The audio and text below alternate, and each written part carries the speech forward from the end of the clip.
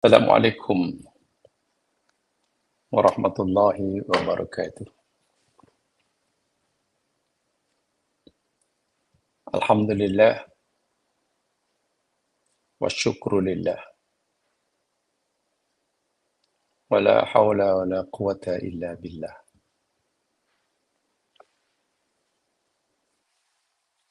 Allahumma lakal hamdu kulluh. Wa lakal syukru kulluh. Wa ilaika yurjalu amru kulluh. Ala niyyatuhu wa sirruh.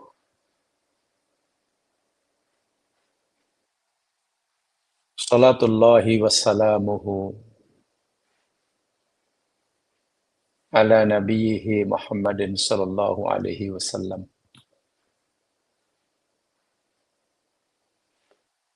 Wa ala alihi wa ashabihi. Wa ahli baitihi wa dhurriyyatihi wa man ihtada bihadyihi wastanna bisunnatihi ila yaumil la raiba fih.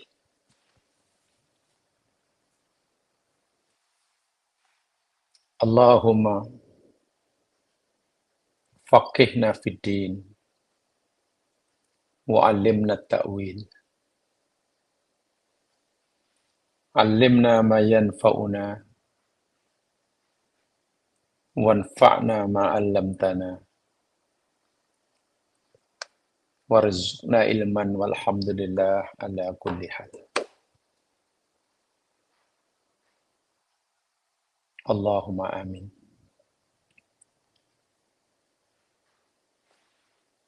Para pendengar, muslimin muslimat, saudara-saudaraku seiman dan seagama.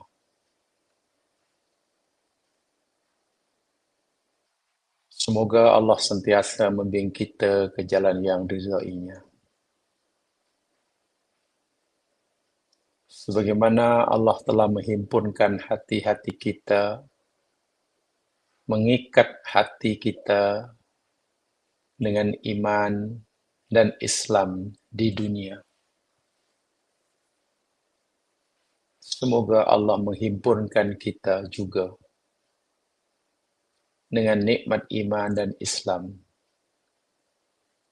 kelak di akhirat di dalam surganya. Amin ya rabbal alamin. Dengan melafazkan bismillahirrahmanirrahim, kita akan teruskan siri kajian kita surah Ar-Ra'du ayat yang keempat. Dan sekali lagi saya ingatkan, ayat yang sedang kita pelajari ini, ayat keempat dan juga ayat sebelumnya,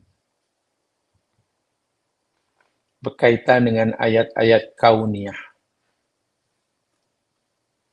Ayat-ayat yang berkaitan dengan ciptaan Allah.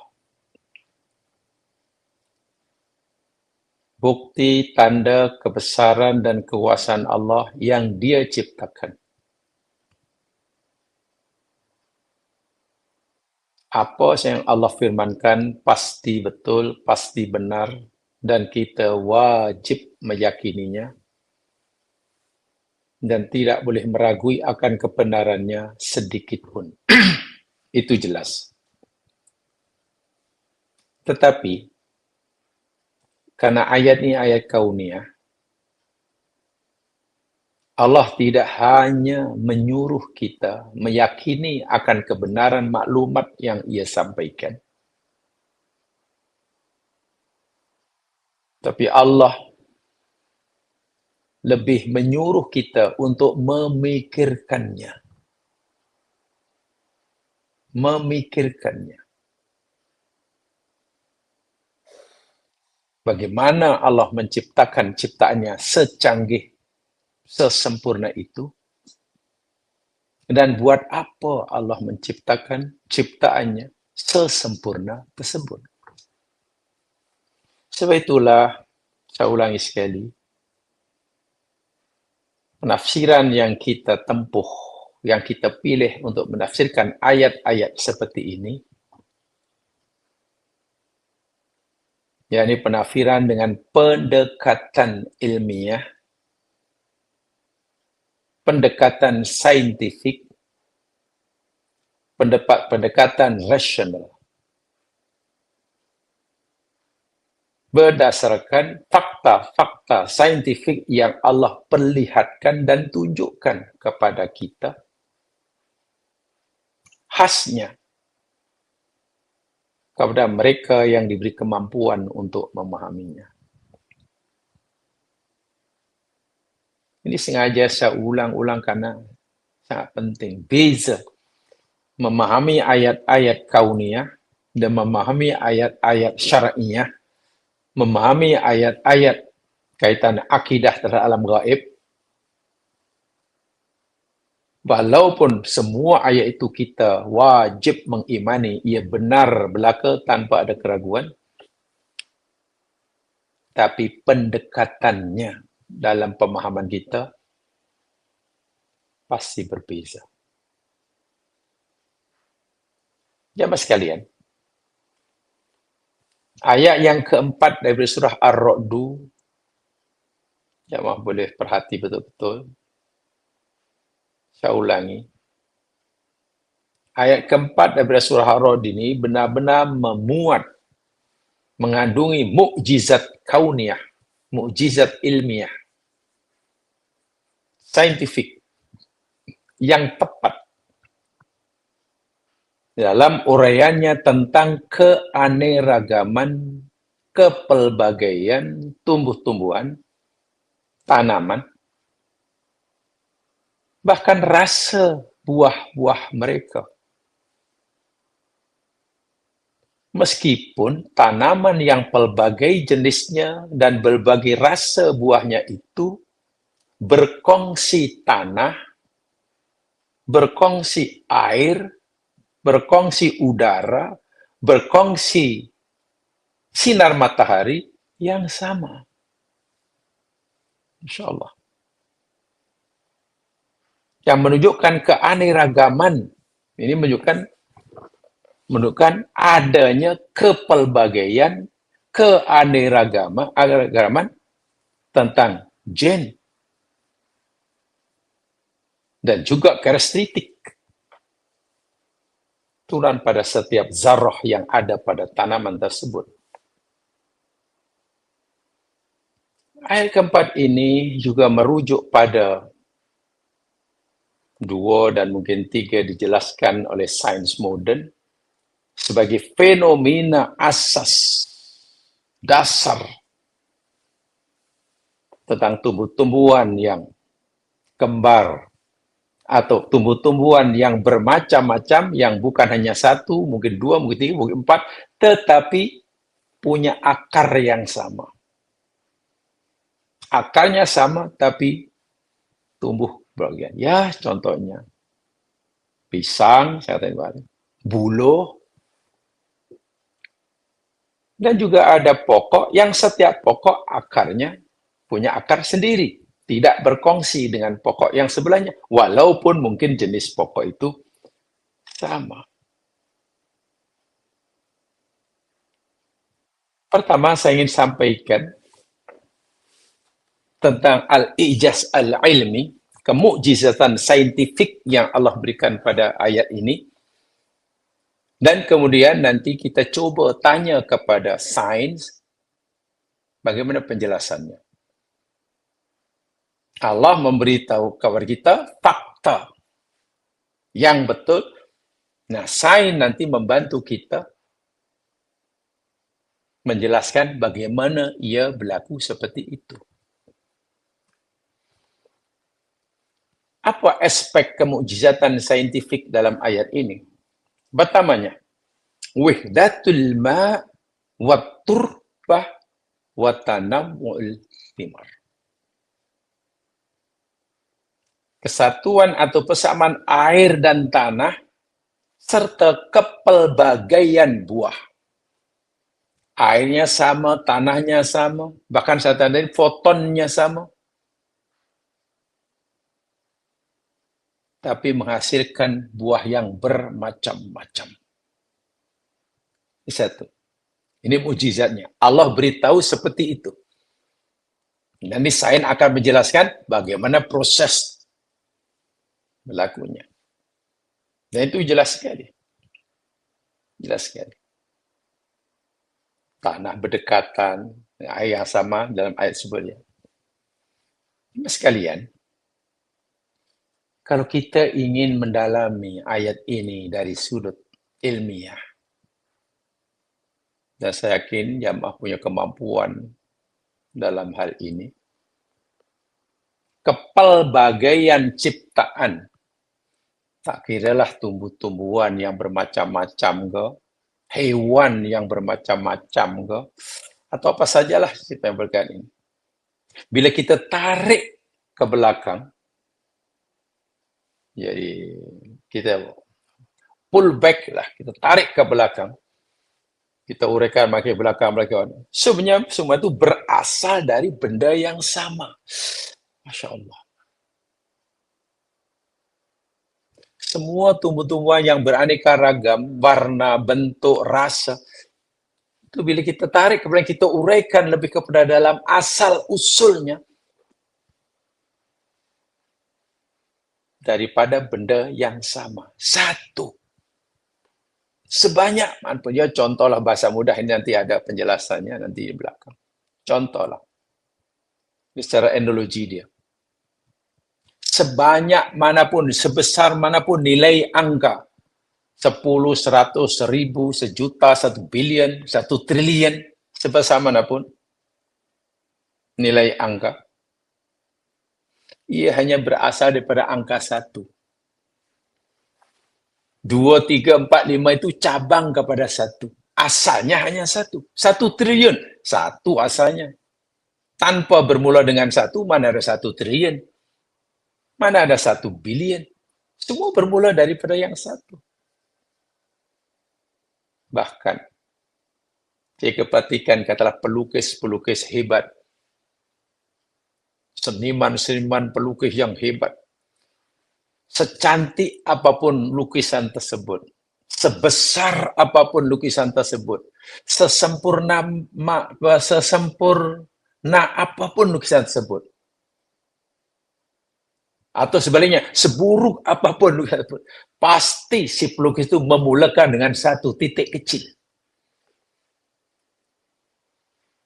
Kita melihat lukisan di signboard yang sangat besar. Jika itu lukisan hasil lukisan tangan, pasti si pelukis memulakan dengan titik yang kecil sekali. 1 titik yang dot yang sangat kecil, kemudian digariskan. Semua sama. Setelah jadi lukisan, ada yang cantik, ada yang tak cantik. Dari benda yang satu, yang sama, bila dah akhirnya jadi tumbuhan bermacam-macam, ini memberikan isyarat. Semua itu adalah, walaupun kepelbagaian, semuanya berasal, berpunca dari yang Maha Satu. Yang Maha Esa. Yang Maha Esa. Dengan kesempurnaan kudratnya dan kebijaksanaannya. Allah yang Maha Esa ini berkuasa dan mampu menciptakan benda yang beraneka ragam bentuknya dari bahan yang sama. Jadi kalau kita tarik ke belakang, asal usul semua makhluk sama. Asal usulnya. Kalau kita belah makin kecil, makin contohlah ya. Badan kita katalah, atau badan binatangnya, kalau dicerai-ceraikan, jadi kecil-kecil, oh mungkin bagian dia ada tangan, ada kaki, ada kulit. Kulit tulang kita asingkan. Kulit kita ceraikan lagi, hingga makin kecil. Menjadi sel namanya. Kan? Di sel tulang, sel kulit, sel lembu ada jadi sel, jadi semua sel. Sel kita ceraikan lagi, kita pisah-pisahkan. Selagi masih kita ceraikan. Dalam sel itu, karena gabungan dari berbagai atom, molekul, ya. Air umpamanya. Mereka ada molekul air. Molekul mungkin sangat kecil. Bila kita pecahkan lagi, menjadi atom. Pasti di sana asalnya jadi atom. Ada protonnya, ada neutronnya, yang jadi titik pusatnya, dan ada elektron yang dipercayai berpusing melingkar yang sangat laju, memenuhi ruangan di sekeliling proton. Semua atom. Subhanallah. Atom rupanya, kata pakar-pakar hari ini, masih boleh dipisah, dibagi, diceraikan lagi. Proton diceraikan lagi. Menjadi kuark namanya. Menjadi kuark. Sementara elektron dipecah lagi jadi lepton. Akhirnya kalau ceraikan pasti berasal daripada Yang Maha Satu. Jadi bahan asal yang Allah gunakan untuk menciptakan segala yang maujud. Jangankan hanya tumbuh-tumbuhan, termasuk manusia dan hayawan. Dari benda yang sama. Kalau kita tarik ke belakang. Allah beritahu seperti itu dari ayat yang sama. Nah, sains menjelaskannya. Tapi kenapa daripada benda yang sama, tanah sama, air sama, udara sama, foton sama? Sinar matahari maksudnya, sinar matahari fotonnya, dan dengan foton tumbuh-tumbuhan boleh melakukan proses fotosintetis. Kenapa jadi bermacam-macam warnanya, rasanya? Di sini ada maklumat kauniyah yang Allah nak sampaikan. Karena rupa-rupanya setiap tumbuh-tumbuhan mempunyai apa yang dipanggil al-khosais, al-waratiyah, mempunyai karakteristik genetik atau genetik karakteristik. Masing-masing punya genetik yang khusus. Sehingga lahirlah kepelbagaian warna dan rasa buahnya. Lahirlah at-tanawu fil ukul. Kepelbagaian rasa. Buah-buahannya, manisnya buah ini tak sama dengan manisnya buah itu. Bahkan pedasnya cili pun tak sama antara cili A, B, C, D. Tak tahulah berapa. Sehingga susah.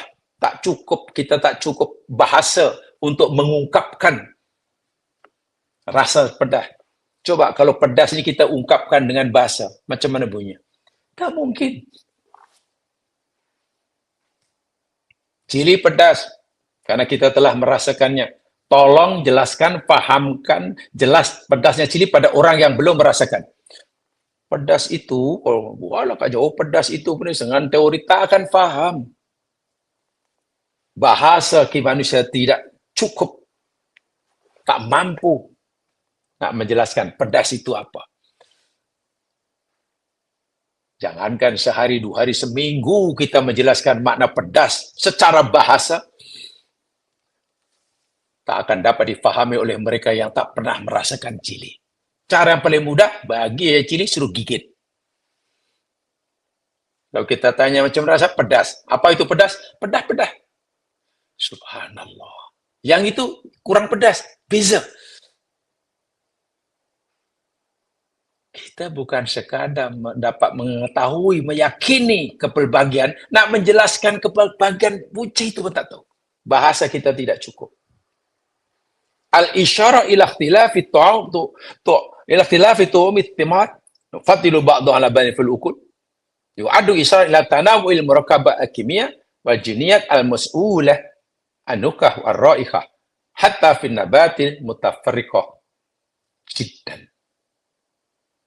Ini merupakan tunjuk kepelbagian, ya, merupakan petunjuk kepelbagian sebatian kimia dan gen yang bertanggung jawab untuk rasa dan aroma. Walaupun dalam tumbuhan yang terkait, yang dekat, pasti adanya kepelbagian sebatian kimia dan gennya. Itu maklumat saintifik yang Allah beritahukan. Adakah seperti itu? Nanti sains yang akan menjelaskannya.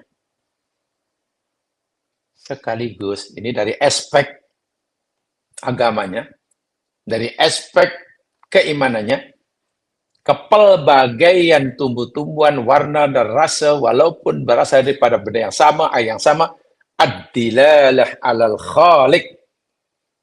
Al-ayah tuwajjul andhar ila anna hadha al-ikhtilaf ad-daqiq wal mudham la yasduru illa min khaliqin mudabbir.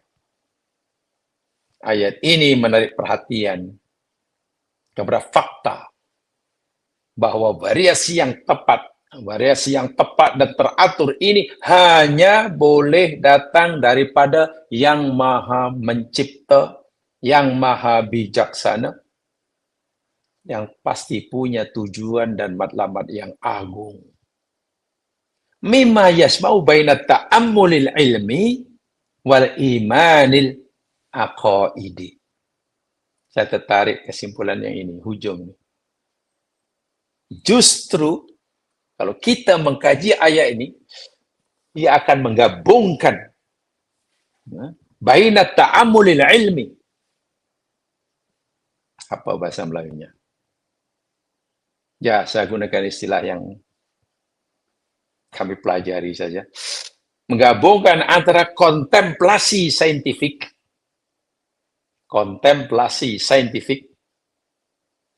yakni perenungan ilmiah, wal iman al-aqaid, dengan iman yang bersifat doktrinal. Iman kita ya bersifat doktrin, kita mesti percaya, tak boleh kata tidak, tak perlu tanya kenapa. Allah suruh iman. Allah beriman, yakin sudah, betul. Tapi iman yang sebenarnya akan menjadi lebih kuat jika kita mampu melakukan kontemplasi saintifik, perenungan ilmiah. Keyakinan kita kepada kuasa Allah bukan hanya yakin, tapi kita melihat bukti dan faktanya dalam alam semesta. Coba, bagaimana hebatnya ayat ini. Allah menjelaskan kebenaran universal yang dibuktikan oleh sains modern mengenai pelbagian ciri-ciri genetik dan pengaruh persekitaran yang ada di sekeliling tumbuh-tumbuhan yang hidup. Yang baru diketahui abad kini. Sedangkan Al-Quran telah menyebutkannya, memberitahukannya 1400 tahun yang lalu. Allahu Akbar. Baik. Sekarang kita tanya kepada sains. Apa uraian sains? Quran bagi maklumat seperti ini. Quran bagi maklumat, semua tumbuh-tumbuhan aku cipta semua tumbuhan yang bermacam-macam warnanya dan rasanya, walaupun tumbuh di tempat yang sama, bahkan berdekatan, disiar dengan air yang sama, dapat macam-macam, tapi timbul kepelbagian rasa dan warna. Quran beritahu itu, dan itu betul, dan kita yakini, karena kita melihat dengan mata kita. Kita telah merasakan dengan lidah kita. Nah, sekarang saya coba nak menjelaskan bagaimana proses penciptaan seperti itu. Sama sekalian,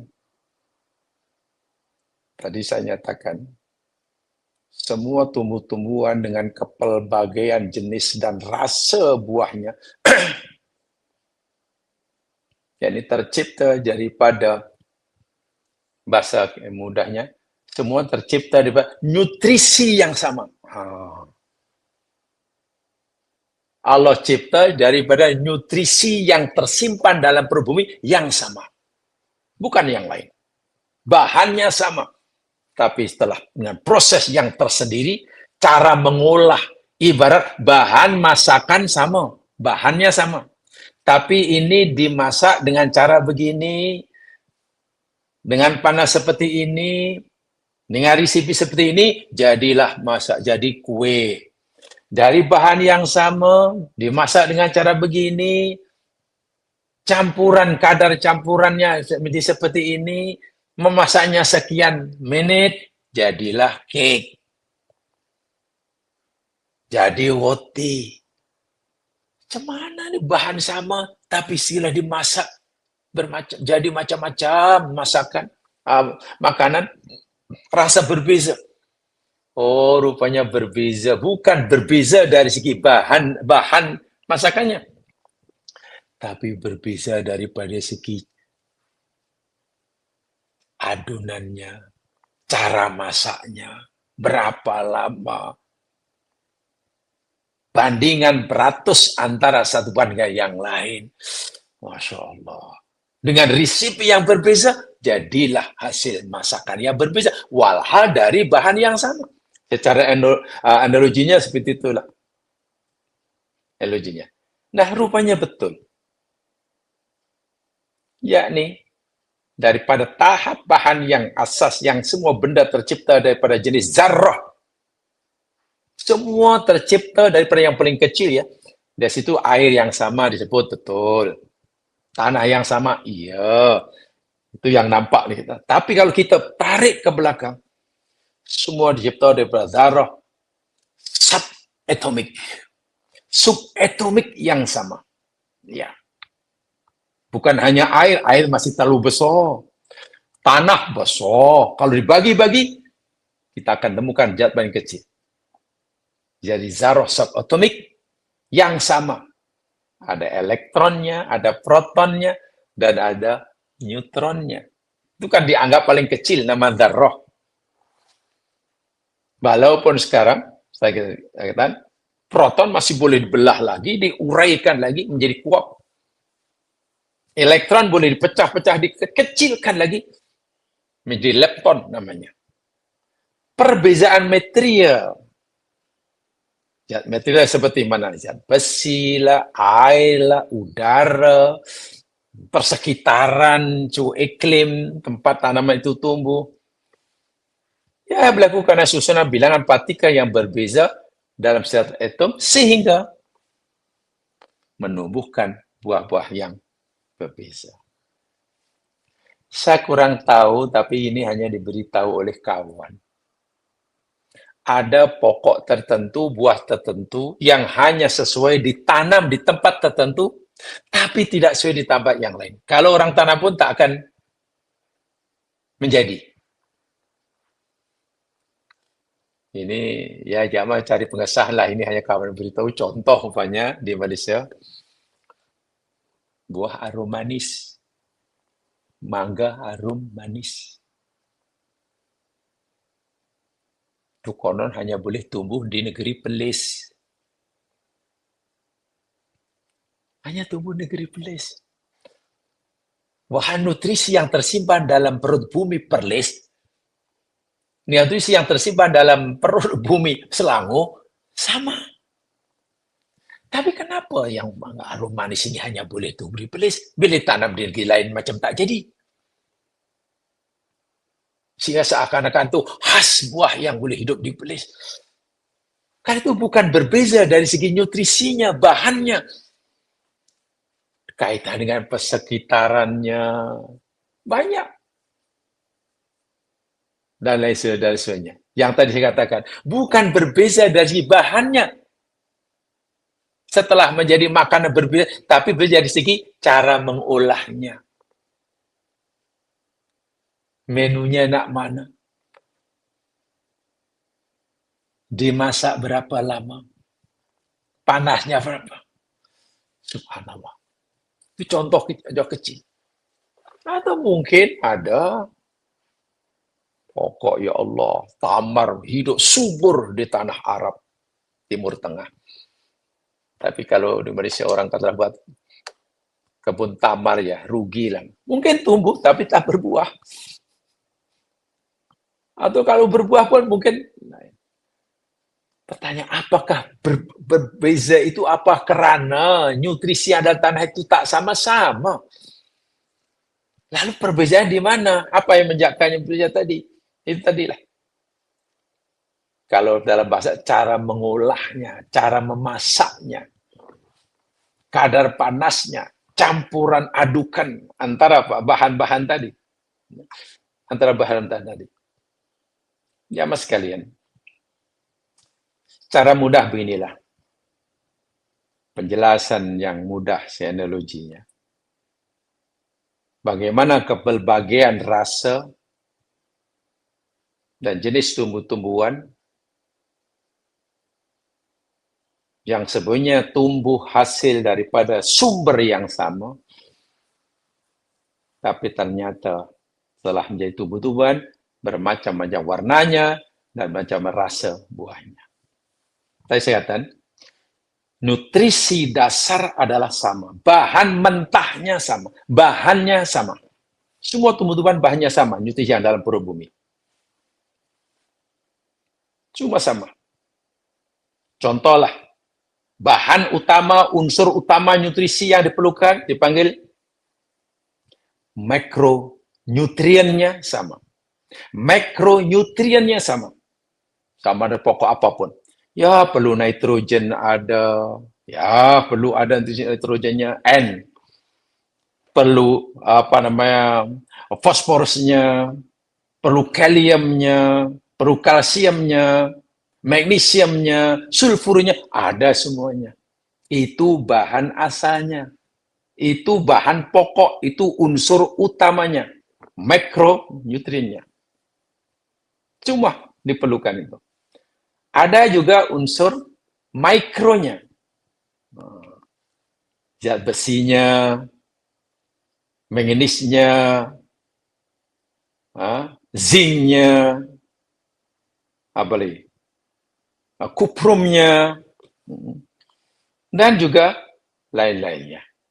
Nah, itu mikronya. Campuran dari bang tadi. Ibarat orang masak, tepungnya sama. Tepungnya sama. Campur apa? Tapi beza cara masaknya. Cara pula yang ini tepung ini masak campur gula sedikit. Yang ini gula lebih. Yaitu cari karena bawang. Merah bawang putih. Yang ini hanya bawang merah. Yang ini pakai cili. Yang ini tak pakai cili. Itu. Unsur-unsur yang mikronya. Ibarat masak macam itulah. Kemudian ditemukan juga unsur fotosintetisnya. Ketika menerima cahaya daripada matahari, fotonnya. Yang dengan foton itu, yang sebenarnya boleh membakar, meranapkan tumbuh-tumbuhan, tapi tumbuh-tumbuhan punya, Masya Allah, luar biasa, mampu mengubahnya menjadi dapur hidup, sehingga dapat tahan hidup. Karbon dioksidanya, udaranya, dan lain sebagainya. Sehingga hasilnya pun tidak sama. Analoginya, bayangkan, nutrisinya adalah sama. Contohnya tepung, air, telur, bahan asasnya. Resipinya itu semacam genetiknya. Cara membakar itu persekitaran berbeza. Maka hasilnya pun tidak sama. Yang ini jadi roti, yang ini jadi cake, yang ini jadi pizza. Dan rasanya berbeza sama sekali. Dan itu telah diuraikan sangat indah oleh para saintis. Quran bagi tahu ini realiti dia. Saintis membantu kita menjelaskannya. Satu ayat-ayat ini sebenarnya mas sekalian akan relatif lebih mudah difahami dan dimengerti khasnya oleh mereka, oleh jamaah sekalian, yang dahulu belajar sains, yang dulu belajar biologi, saya yakin akan lebih mudah memahami. Bersyukurlah saudara-saudaraku yang dahulu belajar tentang biologi hingga khatam. Dan gunakan ilmu itu untuk memahami ayat-ayat ini. Anda akan menemukan penafsiran yang jauh lebih jitu dibandingkan penafsiran yang diberikan oleh mereka yang mungkin tidak mengetahui, tidak menguasai ilmu biologi. Termasuklah biologi, ya, termasuk zoologi ke, yang ini kaitannya dengan botani, kita akan nampak di situ. Itu faedah. Kenapa? Karena kedua-dua ayat ini datang daripada Allah. Satu ayat yang diturunkan kaitan dengan syarak, hukum hakam,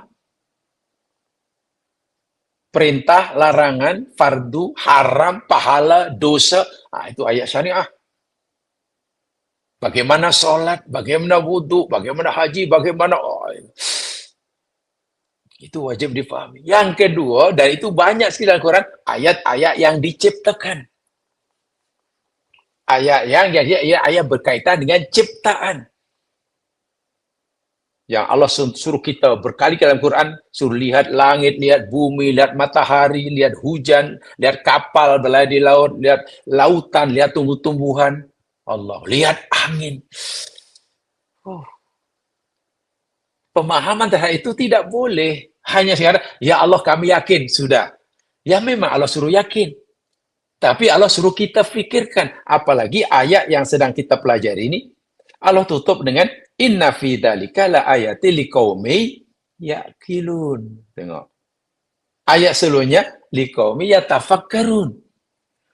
Ayat ini selalu ditutup dengan bagi kaum yang mau berfikir, bagi kaum yang mau berakal. Subhanallah. Ini seakan-akan nih jamaah sekalian, seakan-akanlah bila Allah menyatakan bahwa ayat ini, ayat keempat tentang ikonah ini, Allah tunjukkan sebagai bukti kebesarannya, kesempurnaannya, kehebatannya bagi mereka yang berakal atau yang berpikir. Apa maksudnya agak-agak? Wa wasafati, saya bacakan, wasafatil ayatu bi annaha min ikhtisasil ladina yaqilun. Ta'ridan bi anna man lam taqna'hum tilkal ayat munazzaluna manzilatan ma la yaqil. Allahu Akbar. Ayat-ayat ini digambarkan oleh Allah sebagai ayat-ayat untuk menunjuk kepada mereka yang berakal. Yang memberikan kesan bahwa mereka yang tidak yakin dengan ayat tersebut, yang tidak memahami ayat tersebut secara spesifik, berdasarkan ayat inilah, ya Allah kategorikan, Allah golongkan dia sebagai mereka yang tak berakal. Ya Allah sedihnya. Munazzalun manzilatan malla. Ya, dia akan jatuh menjadi kumpulan orang yang tak berakal, atau tak guna akal, atau tak guna fikir. Kan sedih. Sebab itu tadi awal saya nyatakan, ayat sebenarnya tidak hanya perlu kita imani kebenarannya semata-mata. Bahwa kita wajib beriman bahwa ayat ini pasti benar, iya. Bukan itu firman Allah. Tapi Allah tidak hanya menyuruh kita meyakini semata-mata bahwa ia benar. Allah suruh kita memikirkannya. Tentu cara penafsirannya lagi sekali bersifat saintifik, ilmiah, dan rasional. Berdasarkan fakta-fakta yang ada depan mata kita. Yang Allah perlihatkan khasnya bagi mereka yang menguasainya. Yang menguasainya. Sebab itulah Ibnu Ashur, contohnya, At-Tunisi, beliau menyatakan begini, Tadzilun yu'akkidu anna hadihil musyad ayatun wadihatun dalatun alal ilahil wahidil qahar.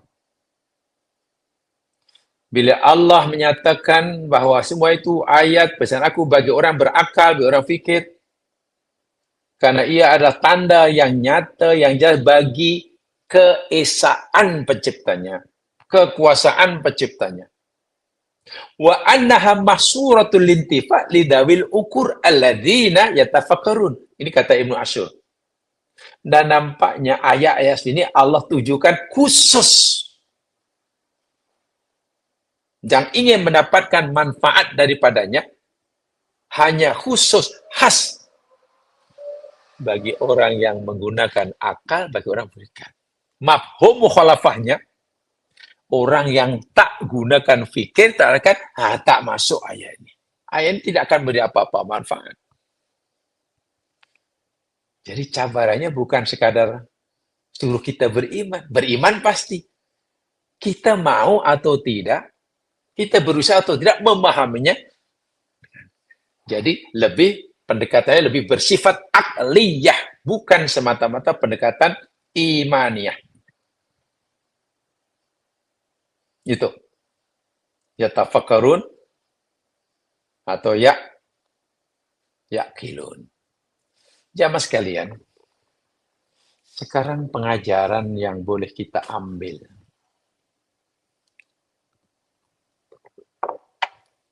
daripada ayat ini.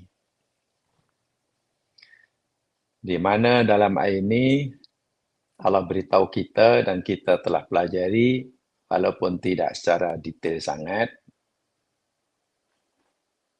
tumbuh-tumbuhan yang Allah ciptakan dengan pelbagai warna, bentuk, rasa, walaupun ditanam di tanah yang berdekatan, tanahnya bercantum, disiram dengan air yang sama, dengan sinar matahari yang sama, tapi hasilnya berbeza-beza. Ini pengajarannya ya hampir sama dengan watak, karakter, perangai manusia. Perangai manusia. Jadi silapnya bukan pada asal. Yang menyekan kepelbagian warna betul, bukan karena perbezaan bahan asalnya. Bukan. Ibarat masak tadi jadi kue, jadi roti, jadi putu ayam. Bukan berbeza bahan asalnya, bukan. Tapi beda cara masaknya, campuran adunannya, dan seterusnya. Bahkan tak kepanasnya berapa lama dimasak, panaskan sekian degree, umpamanya. Jangan masukkan ketika minyak sudah menggelegak, umpamanya. Yang ini pula masukkan di awal-awal lagi, umpamanya. Manusia demikian juga. Allah perintahkan Jibril, turun membawa wahyu. Wahyu pasti benar. Disampaikan kepada Nabi Muhammad SAW yang diberi Allah sebagai utusannya. Pasti benar. Wahyu itu sama. Yang oleh Jibril itu sama disampaikan oleh Rasulullah kepada seluruh umatnya. Katalah kalau Nabi menyampaikan kul huwallahu ahad Allahus samad lam yalid wa lam yulad wa lam yakul lahu kufuwan ahad. Ayat itu Nabi terima dari Jibril kepada Allah. Nabi sampaikan ayat sama kepada semua umatnya. Yang depan itu mukmin pun ada, kafir pun ada, orang Arab pun ada, orang ajam pun ada, kepelbagian manusia. Manusia. Sama. Semua dengar. Qul huwallahu ahad. Satu. Jadi ada persamaan wahyu yang Nabi sampaikan pada seluruh manusia, sama. Sama. Bahan asal, bahan dasar yang Allah gunakan untuk menciptakan manusia yang bermacam-macam rupa bentuknya, warna kulitnya, sama. Quran kata daripada turab, daripada tin, kemudian belajar sulala min tin, tinun lazib, ma'un mahin, maniin yumna.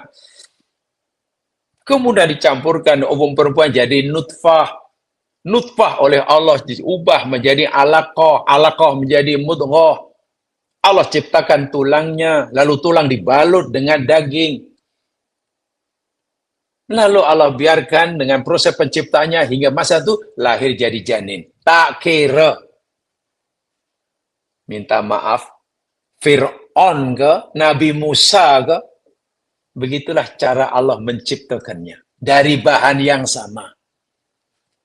Proses penciptaannya sama. Proses penciptaannya sama. Nabi Ibrahim ke, dengan ayahnya ke, dengan Namrus, bahan yang Allah gunakan untuk menciptakan semua itu sama. Ya, daripada tin, surah min tin, mau mazin. Tahapan-tahapan penciptaan dalam perut ibu mereka sama. Daripada nutfah jadi alaqah, alaqah jadi mudghah, dan terusnya.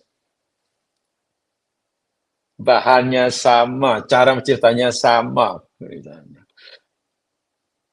Wahyu nasihat oleh Nabi Muhammad kepada semua orang sama. Qul huwallahu ahad. Depannya ada Abu Jahal, Abu Bakar, ada Umar, ada Walid bin Mughirah, ada Ubay bin Ka'ab, dan sekarang ada kita, ada macam-macam. Wahyu sama, yang mendengar pula dicipta daripada bahan yang sama. Iya. Cara Allah mencipta kita pun sama. Tapi apa hasilnya? Paling tidak manusia menjadi tiga. Ada yang mukmin, ada yang kafir, ada yang munafik. Gimana ya? Yang disampaikan sama wahyu daripada Allah juga. Nabi tak berbeza ketika menyampaikan pada orang mukmin, "Qul huwallahu ahad, Allahus samad." Tapi kita Nabi akan orang kafir kalau ditukar. Qul huwallahu umpamanya Al-Uzza, tak ada. Wa'iyadzubillah. Subhanallah. Yang disampaikan sama oleh orang yang sama kepada seluruh manusia yang dicipta dari bahan yang sama. Tapi kenapa ada yang mukmin, ada yang kafir, ada yang munafik? Itu salah maklumat yang Nabi sampaikan kah? Atau karena faktor bahan ciptaannya dari aspek cipta yang tak sama? Oh, kalau yang mukmin itu Allah cipta daripada tanah yang subur. Yang orang kafir Allah cipta tanah yang gersang. Tak ada. Semua daripada nutrisi yang ada dalam tanah. Nah, disinilah kalau itu perbezaannya tadi disanyakan ibarat masak daripada proses memasaknya. Orang ini campurkan, oh ini airnya sekian, jangan lembek sangat. Campur gula sekian, ada garam sedikit, ada karena nak buat kuih tertentu, nak buat kuih lain pula. Jadi yang menentukannya, yakni prosesnya itu. Walaupun kita dicipta oleh Allah dari bahan yang sama, semua manusia dapat bahan yang sama, tapi hati kita memproses. Mula-mula Allah kita gunakan fikir, akal, kemudian hati. Ingat dalam Al-Quran ya mas sekalian, nikmat pertama yang Allah sebutkan kepada setiap manusia, sebelum nikmat lain, ada 3. Ya.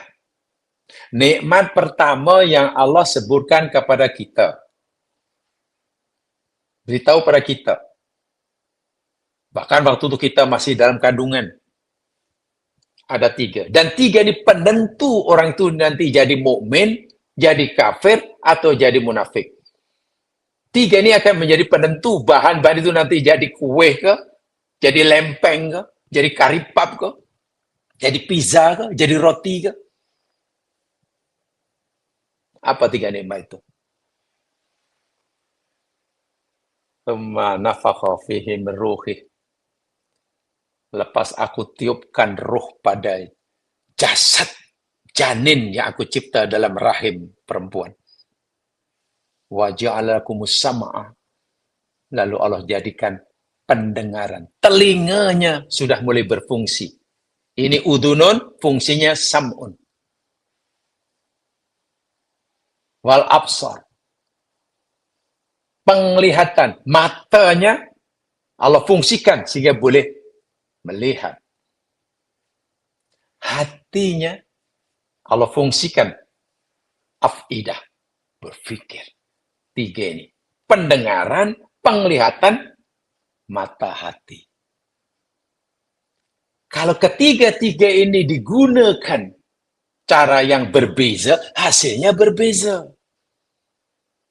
Telinga Abu Jahal, mata Abu Lahab, telinga dan mata Abu Bakar mendengar dan melihat Nabi yang sama. Yang dia Muhammad Rasulullah juga. Yang disampaikan sama, semua dengar. Tapi macam mana si Abu Bakar beriman? Luar biasa. Si Abu Jahal, bukan dia kafir, menentang. Adakah berbeza mendengarnya? Tak. Mereka punya kemampuan mendengar, melihat, berpikir. Tapi karena prosesnya salah guna. Ibaratnya cara memasaknya berbeza, hasilnya. Tengok. Sama dengan kita. Jadi kalau begitu tak boleh. Oh, orang kafir kan memang genetiknya kafir. Tak boleh. Jinnya sama. Oh, si itu Abu Bakar itu jadi orang mukmin karena memang dia itu Allah cipta pada bahan genetik yang mukmin. Mana ada? Oh, si Abu Talib, Abu Lahab itu tak beriman walaupun anak saudara dia yang jadi nabi, ya, karena mungkin pendengarannya bermasalah, penglihatannya bermasalah, hatinya bermasalah, tidak. Maknanya telinganya peka banyak, mata buta juga tidak. Sama. Cara memprosesnya, ini menggunakan, inilah yang membezakannya. Sehingga ada mukmin, ada kafir, ada munafik. Bahkan orang yang mau menerima ajaran Nabi sekalipun. Kita dan juga orang Arab dan juga orang mukmin saudara kita yang ada di luar negeri dicipta dari bahan yang sama oleh Allah.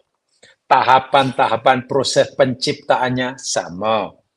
Tempat Allah menciptakan kita ketika proses penciptaan, tempatnya sama, namanya rahim. Makanan yang kita perlukan semasa kita masih dalam tahapan embrio dalam rahim, sama seperti makanan yang diberikan oleh mereka yang sekarang jadi kafir. Nabi yang Allah utuskan kepada kita semuanya sama. Ayatnya kan adalah sama. Okey, sekarang kita terima. Mana kita mukmin semuanya? Ya. Mukmin Malaysia, mukmin Arab, mukmin Eropah, mukmin atau di Malaysia ada mukmin, mukmin Melayu, mukmin Cina, mukmin India, mukmin Pakistan. Ya, semuanya mukmin.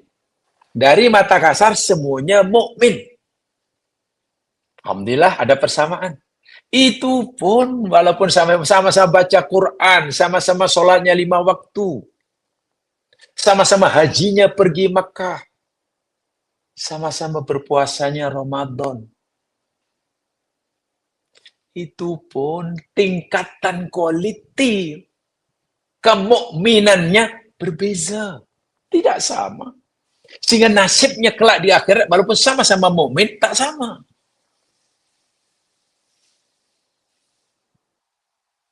Coba jamaah buka surah Fatir.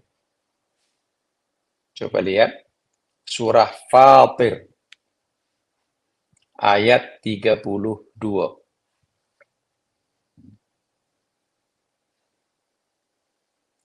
Fatir 32. Allah Subhanahu wa taala berfirman dalam ayat itu, Fatir ini surah 35 ya.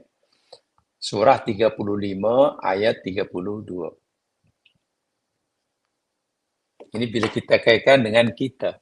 Sebab ayat ini bukti, tanda, pengajaran. Allah berfirman dalam surah 35, surah Fatir ayat 32, A'udzu billahi minasy syaithanir rajim.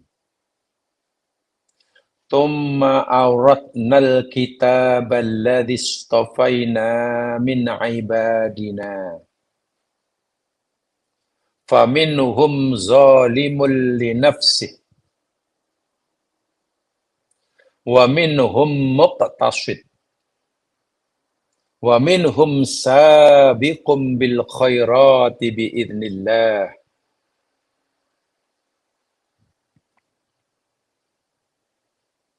Dzalika huwal fadlul kabir. Allahu akbar. Tsumma kemudian auratna kami wariskan Alkitab, yakni kitab Al-Quran. Allah berfirman, kemudian kitab Al-Quran ini kami wariskan. Kami berikan sebagai warisan.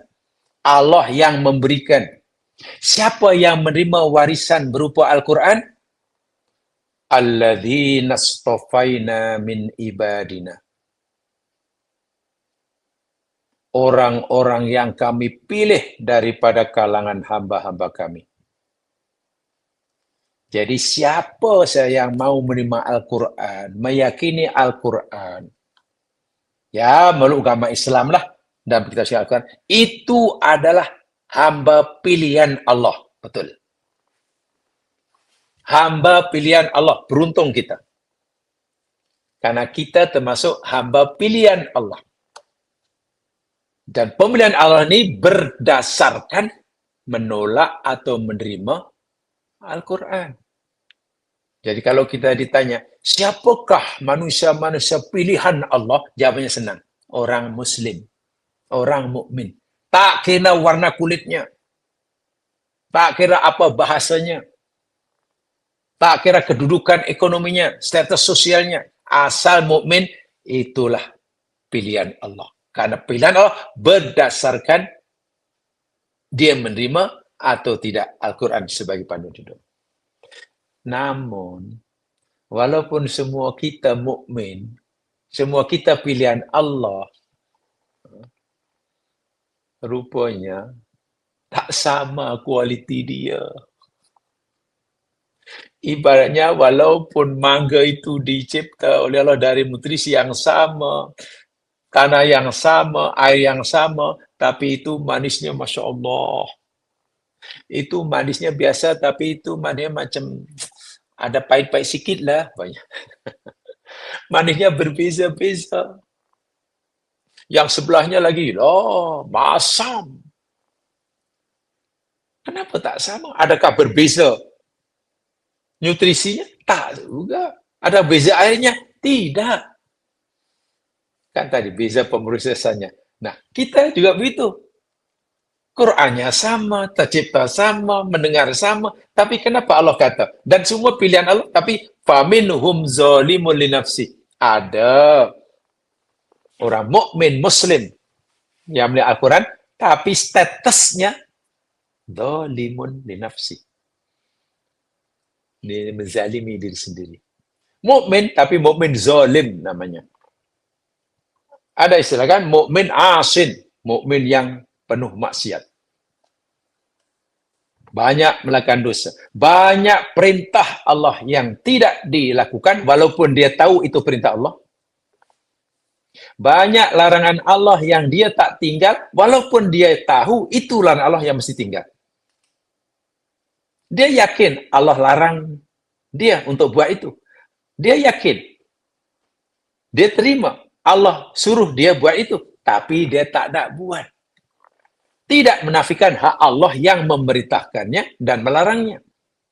Dan ia tetap merasa berdosa dan bersalah ketika dia tak buat apa yang Allah suruh, ketika dia tak tinggal apa yang Allah tegah. Itu namanya mukmin zalim. Karena walaupun orang itu tak melakukan apa yang disuruh, selagi ia tidak menafikan kewajiban suruhan tersebut, orang tidak sholat, selagi ia tidak menafikan kewajiban sholat, ia tetap masih merasa berdosa bila tak sholat, hukumnya dosa besar. Ini mukmin zalim. Walaupun akidahnya, sahadahnya tidak terbatal. Tidak terbatal, dia mukmin. Namanya mukmin zalim. Tak tahulah, ibarat mangga yang sebenarnya manis, namanya mangga arum manis. Tapi tiba-tiba menjadi mangga, apa namanya, masam. Mangga busuk masam. Tapi tetap mangga, dia tidak akan berubah menjadi manggis. Ia tetap mukmin, tidak terbatal sahadahnya, tapi zalim. Oh, di mana silapnya? Apa silap wahyu yang disebut oleh Muhammad? Tidak. Apa berbeza Al-Qur'annya? Tidak. Berbeza solatnya? Tidak. Berbeza asal usulnya, cara Allah menciptakannya? Juga tidak. Tuh. Fikir, akal, hati. Sam'un, basarun, fuad. Tiga itulah.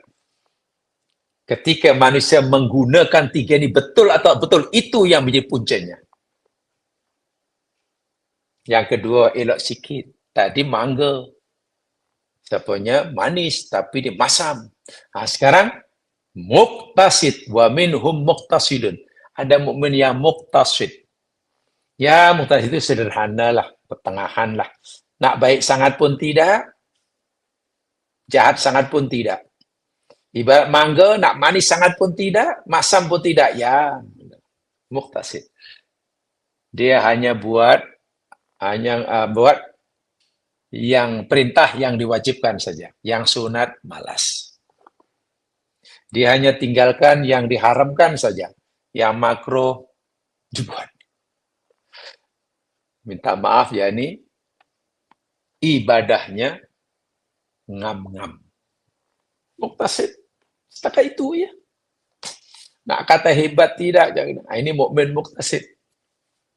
Wahal dia punya kemampuan untuk lebih daripada itu. Ibarat tukang masak. Bahannya cukup, peralatan masak cukup, masa cukup. Kalau digunakan sebaik-baiknya, dengan keahlian, kepandaian, keilmu yang ia miliki, dengan bahan yang ada, masa yang ada, kemudahan yang ada, akan menjadi hasil makanan yang paling lezat. Caranya buat betul-betul.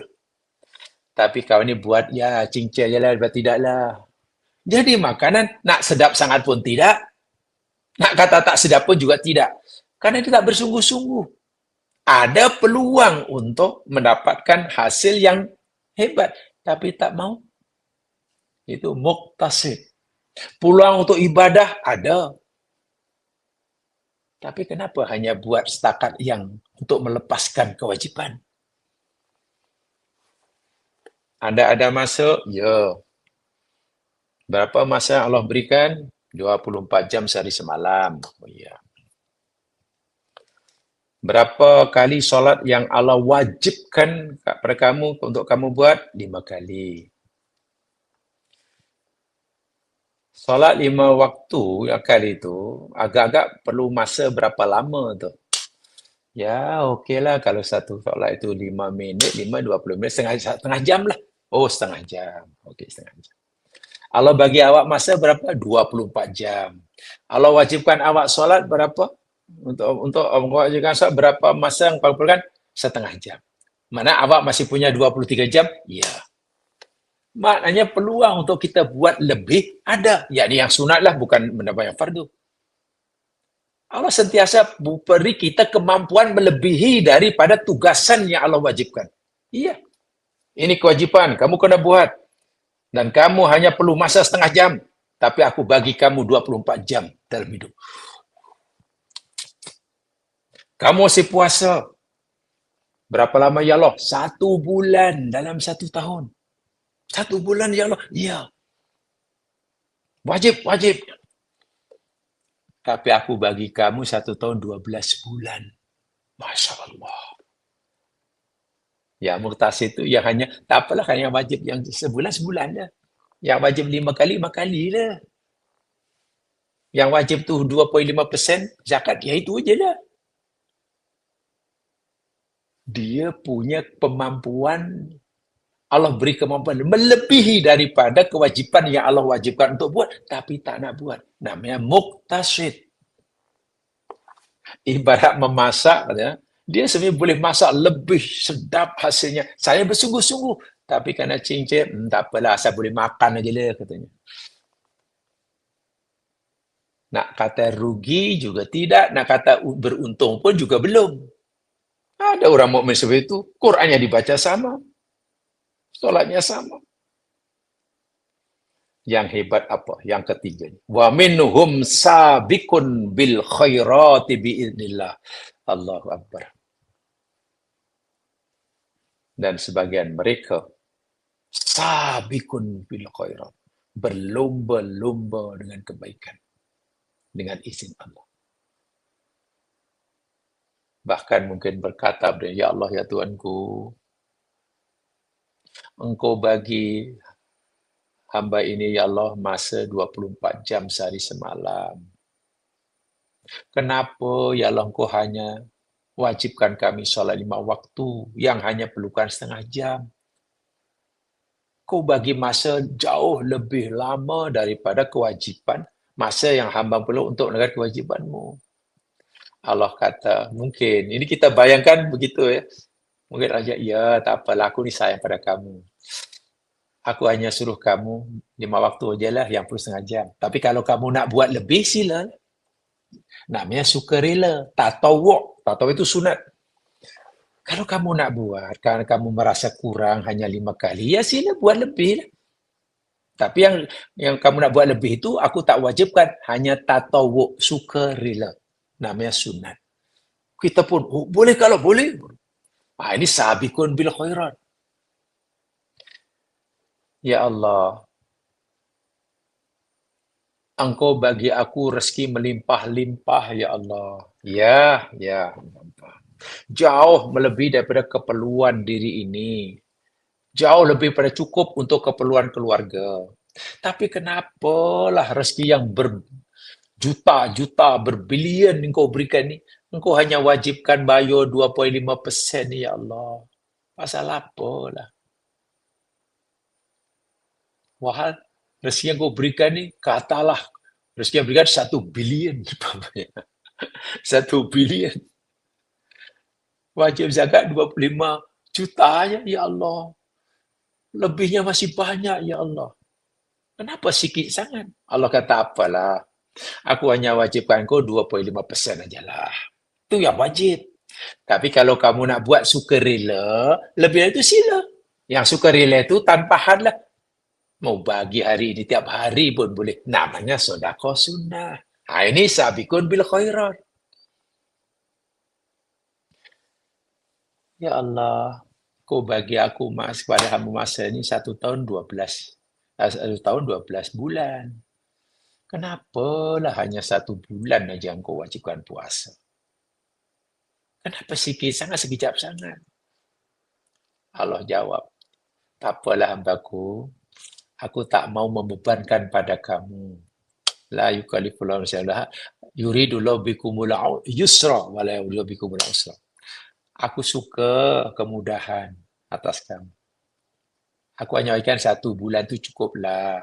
Tapi yang sebenarnya kamu kena buat ya, kena wajib. Ya ya Allah, tapi kurang. Tak apalah kalau kamu rasa kurang puasa 1 bulan setahun, buatlah. Yang lain selain sebulan boleh 60 hari, boleh 70 hari. Boleh lah, boleh. Namanya tatawuk, sunnah. Bahkan kalau kamu nak buat, sila buat sehari puasa, sehari tidak, boleh. Tapi itu surah aku tak wajibkan. Orang yang ketiga, kalau begitu aku buat, ya Allah. Ya Allah, hamba ini punya kemampuan pergi haji, ya Allah. Bukan hanya sekali. Kemudahan sangat banyak. Apalagi hamba ini punya private jet. Kenapalah engkau fardukan haji seumur hidup sekali? Rasanya kurang, ya Allah. Tak apalah, memang aku wajibkan jenazah sekali, termasuk pada kamu yang punya private jet. Tapi kalau kamu nak buat lebih sekali, silalah. Tapi yang kedua, ketiga, keempat, ke-16 tu, tatawuk namanya. Orang ini jadi merasakan bahawa benda yang fardu yang Allah wajibkan, itu hanya terlalu sedikit dibandingkan dengan kemampuan, peluang yang Allah berikan pada terlalu banyak. Yang ketiga, muktasid. Ibarat orang masak bersungguh-sungguh sehingga hasilnya luar biasa. Dari bahan yang sama, dimasak oleh orang yang sama, tapi karena proses masaknya berbeza-beza, yang ini jadi cekodok, rasanya biasa saja. Yang ini menjadi roti, sedap sikit. Yang ini jadi pizza, yang ini jadi. Orang mukmin pun rupanya tak sama. Iya, sama-sama beriman. Sama-sama menerima Al-Quran. Sama-sama mendengar Quran. Dan dia dicipta dari bahan yang sama, proses kerja sama. Semua kita mukmin, mukmin kita ada mukmin Melayu, mukmin India, mukmin tak sama, tingkat keimanan tidak sama. Walaupun sama-sama mukmin. Ada yang zalimun li nafsi, ada yang muqtasid, ada yang sabiqun bil khairat. Karena tingkatannya tidak sama, walaupun semua itu adalah pilihan Allah. Ya. Hatta mukmin yang zalim itu pun hamba pilihan Allah. Maka makomnya di sisi Allah. Nasibnya di akhirat. Walaupun mereka banyak mufassir meyakini semua tiga jenis mukmin akan masuk surga, tapi pertama, tingkat surganya tidak sama, satu. Kedua, cara masuk surganya pun tidak sama. Ada yang cepat, ada yang lambat. Mungkin yang muqtasid, yang sabiqun bil khairat, yaqulul jannah bi ghairi hisab. Ya. Yang muqtasid, ya kenalah dihisab. Tapi hisaban yasira. Yang zalimun li nafsi, tunggu dulu. Awak ada iman, betul. Tapi awak zalim.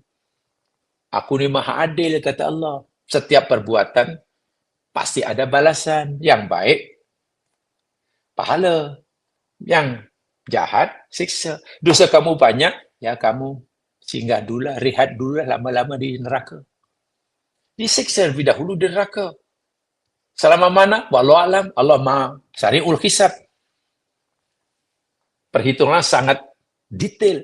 Dosa ini azabnya sekian, dosa itu azabnya sekian. Setelah diazab, akhirnya masuk surga. Yang zalim ini akhirnya masuk surga juga. Tapi terpaksalah berendam, berkubang dalam neraka. Waliyadzubillah. Tengok. Yang menerima Al-Quran pun tak sama. Ibarat pokok mangga, walaupun di tanah sama, tapi manisnya tak sama. Manis tapi tak sama manisnya. Ada yang manis campur masam, ada yang manis biasa, ada yang sangat manis. Bentuknya ada yang cantik, ada yang kurang cantik. Ada. Ibaratnya lah. Lepas itu ada pula ini mangga, yang itu jadi cili, yang itu jadi tebu, yang itu jadi pokok rambutan. Oh, ini jadi mukmin, ini jadi kafir, ini jadi munafik. Tengok. Ini kalau kita kaitkan dengan kita. Karena Allah menunjukkan alam itu pasti ada hikmah untuk kita. Oh, rupanya manusia pun macam itu dalam menerima kebenaran pada Allah. Ada yang menerima bulat-bulat, zahir batin, namanya mukmin. Ada yang menolak mentah-mentah, zahir batin, terang-terangan tanpa selindung, namanya kafir. Ada yang pura-pura je menerima. Pura-pura je baik. Tapi hatinya penuh dengan kebencian dan kekufuran. Namanya munafik. Ada juga si mukmin. Itu pun ada 3 kategori. Saya ulangi, kepelbagaian perangai manusia. Kepelbagaian sikap manusia terhadap ajaran Allah. Itu bukan berpunca daripada perbezaan wahyu yang Nabi Muhammad sampaikan, bukan berpunca pada perbezaan asal-usul kejadiannya, karena wahyu dah disampaikan sama, asal-usul penciptaannya sama, proses penciptaan sama. Kalau semua sama, kenapa hasilnya berbeza? Ada mukmin, ada kafir, ada munafik. Mukmin ada zalimul nafsi, ada muqtasid, ada sabiqul khairat. Prosesnya, cara mereka menggunakan 3 nikmat itu tidak sama. Iya, kita sekarang sedang belajar sama-sama. Ya mah mungkin nanti ada kelas lagi. Semua belajar masa kelas sama, belajarnya sama, bilik sama, guru sama, tempat sama. Tapi insya gaya hidupnya pasti berbeza. Jangankan contoh yang besar itu ya, contoh yang spesifik. Nabi memberitahu kita, sholatnya sama. Ada A, B, C, D, E. Sama sholatnya. Daripada takbiratul ihram hingga salam sama. Iya, sama. Takbirnya sama, rukuknya sama, sujudnya sama, sama, jumlah rakaat sama. Apalagi kalau makmum kan berjamaah kan sama. Tapi Nabi beritahu kita dalam hadis yang kalau kita mungkin sudah belajar fiqhul hadis mungkin, tolong didalami ya hadis itu. Jangan hanya difahami secara zahirnya, nanti tak banyak kurang baik pengajaran. Nabi tahu ada orang yang sholatnya Allah nilai dan ada pahalanya, ada yang dapat separuhnya kosong, nisfun. Ada yang dapat sulus, sepertiga.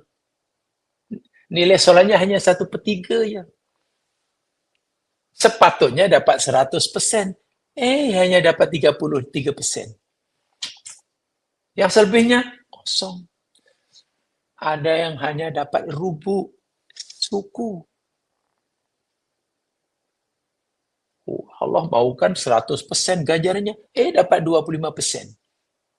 Dapat sumun 1/8. Tuh, Nabi dah bagi ingatan bab sholat pun. Adakah mereka itu berbeza sholatnya? Tak. Kalau tengok di zahirnya sama sholatnya. Menutup aurat juga, wudhu juga, takbirnya sama. Bacaannya sama. Tapi kenapa ini pahalanya hanya separuh, tidak penuh? Yang itu hanya suku, ini yang sepertiga, itu hanya selepan. Pasti ada penyebabnya. Penyebabnya bukan karena perbezaan gerakan sholat. Tolong hadis itu dilami lebih dalam supaya benar-benar memberi garis panduan pada kita.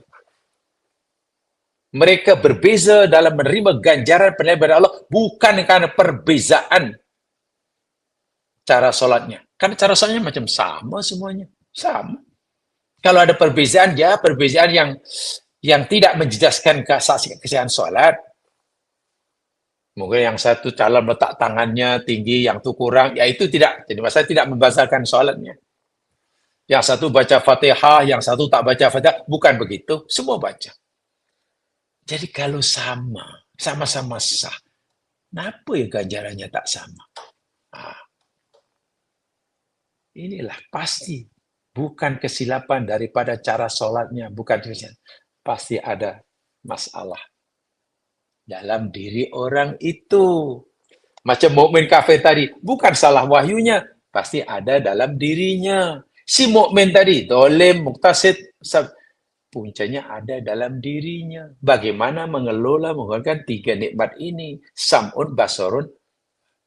Itu kajian terhadap itu sangat mustahab. Setelah kita belajar akidah, kita belajar syariah, hukum hakam, tolong pelajari bab hati ini. Bab hati ini tolong belajar. Ingat, hadis Nabi yang semua sudah hafal, tapi kadang penjelasannya kurang perlu ditambah. Ketahuilah, sebenarnya dalam di tubuh manusia ada seketul daging. Bila rusak semua tubuh badan. Bila elok ketelah seketul daging itu adalah hati. Itu hadis semua orang hafal.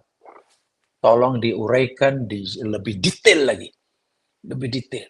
Biar kita dapatkan apa maksud. Kenapa? Begitu penting sekali. Peranan dan fungsi kolbun ini.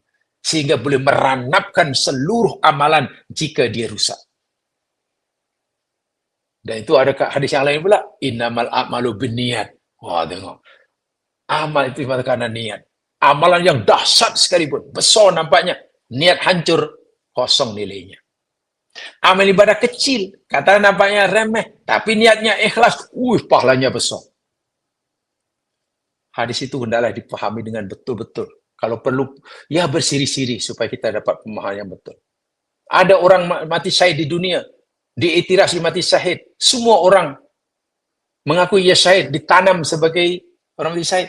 Di akhirat, di hadapan pengadilan Allah, mengaku dia syahid, Allah tahu niatnya, bukan karena Allah, dihumban dalam neraka. Tengok. Mati syahid, amal besar. Niat salah, neraka. Wah, mati syahid itu amal yang luar biasa.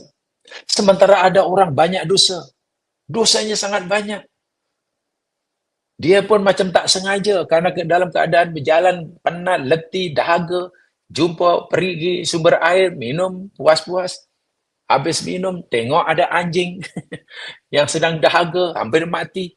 Timbul rasa kasihan. Ditolongnya anjing itu untuk minum, ambil air dengan susah payah.